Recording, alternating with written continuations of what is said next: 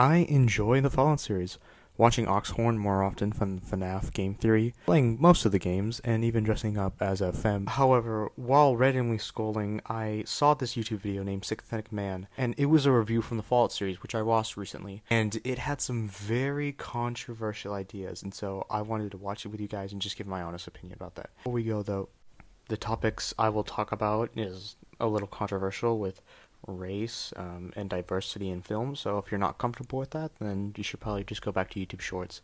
And he talks a lot about like inconsistencies in the lore and how like stupid it is, but I don't really care as much as an opinion. So if you want to say my argument is stupid because I didn't go to insert timestamp and talk about his argument about how this is actually accurate, go ahead, I don't care. As of right now, he is Cooper Howard, a Marine veteran who is famous for something, just does birthday parties for alimony payments. And I find this even more funny because his kid is mixed race. So his black wife divorced him, and now he plays fucking birthday parties. How black-pilling is that? I find this even more funny because if you know anything about marriage statistics, you would know that white male, black female actually has the... Okay, what the fuck is this? You're going way too much and hasn't been even 5 minutes in the film. You're over-exaggerating this, trying to theorize how this white man possibly divorced a black woman. And I think the only reason you ever showed this was just because of this. Nuke drops on LA. The rich guy punches his black friend, not letting him in their fallout shelter. And so Lucy is applying for an arranged marriage with one of the other vaults. They show off all of her various skills. And of course, she just so happens to be good at basically everything. Definitely not a Mary Sue guy. Brother in Christ, she's the fucking daughter of the overseer. Of course she's gonna have good education and a good range of skills in a post-apocalyptic world. And, you know, it's okay for characters to be strong if they are diverse, as long as the people who are writing understand the limits of those people with wisdom and strength. I think Star Wars is a good example because most of the characters aren't just constantly mowing down people. It's only like 5% of the film. Everyone has their strengths, but they're not all too what the fuck is that? I'm okay with another Jedi being a woman. We've had this before, but the thing is that she was able to beat people 5 times stronger than them, with Kylo Ren having more practice, Luke Skywalker being the most powerful Jedi ever known, and was able to even fix the Millennium Falcon after being in like, I don't know, an hour in it. This hyperdrive blows are gonna be pieces of us in 3 different systems. What'd you do? I bypassed the compressor.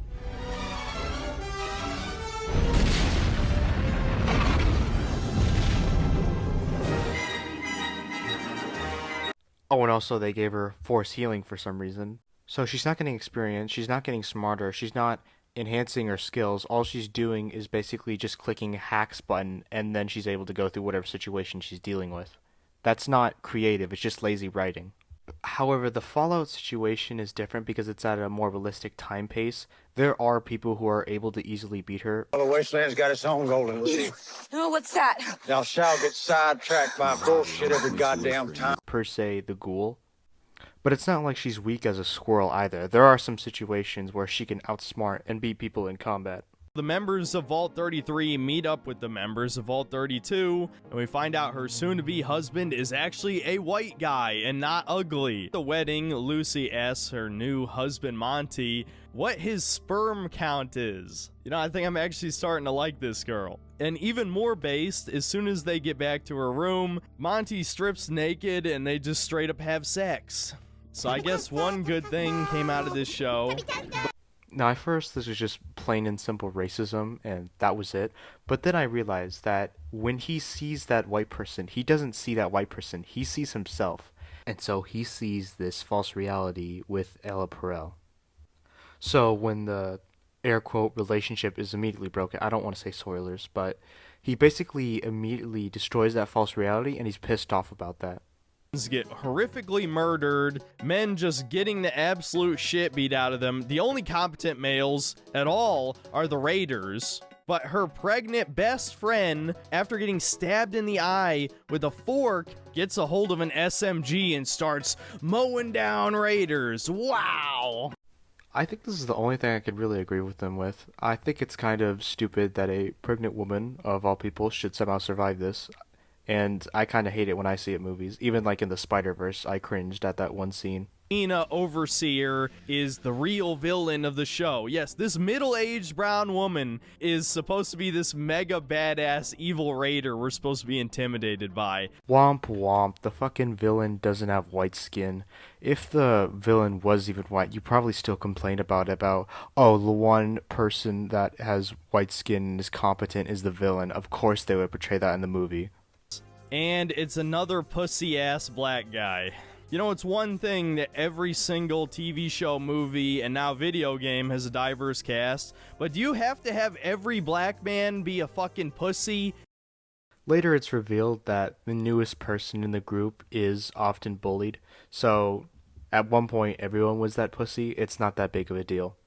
I know that part came out of nowhere, but I feel like he should have watched all the movies before he made this video. There's just a lot of chunks of lore that he's missing right now, and yet he thinks that he can criticize the entire film, which I think is stupid. Media, you know, as harsh as I was on Final Fantasy VII Rebirth, at least Barrett is a cool character, okay? You can sell me on a diverse character. If they're cool, if they just act like a person, but they happen to have a different color of skin, you know, I know this is very stereotypical shit that basically everyone said by now, but it's true. It doesn't matter how many times it's said. It's accurate. And yeah, so he gets hazed by all the other Brotherhood of Steel initiates, and he gets saved by a trans man. That is a woman who identifies as a man. So basically, he can only accept characters as long as they're super badass and add a lot to the story. If you are a trans person or a specific race or a woman and you're not a very important character, you are basically fucking worthless to the story. That is complete bullshit. And I didn't edit this. He put those two clips together, so he knows damn well what he's doing. Diversity is only a problem when you're just selling the same product and the only difference is they have black skin, like The Little Mermaid. Race, gender, and sexuality can be a part of a character's personality, but it becomes a problem when that's the only thing that's different. I have to get through this, guys. I can't take it anymore. Everything I love has been destroyed.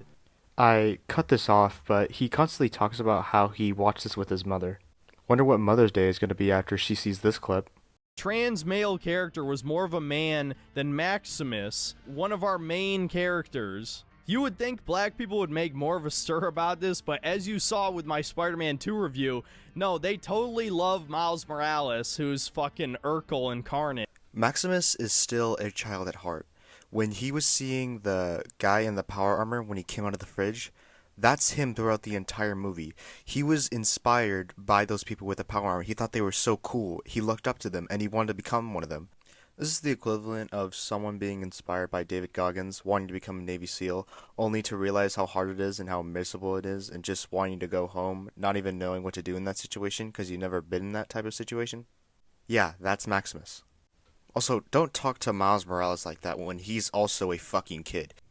I doubt you could save the world, get fucking body slammed, all these people are trying to chase you, and you just can't just go, nah, I'm gonna do my own thing. Nah, Yeah, I'm gonna do my own thing. then do your own thing over there. Nah, You're on contract to space, dude. I'm gonna do my own thing. So yeah, that's pretty much it. Fuck you and your stupid ass rat. Gentleman needs our help. I'll mark it on your map. God damn, look at that ass. You rise over immunity. You're a hero. You have to leave.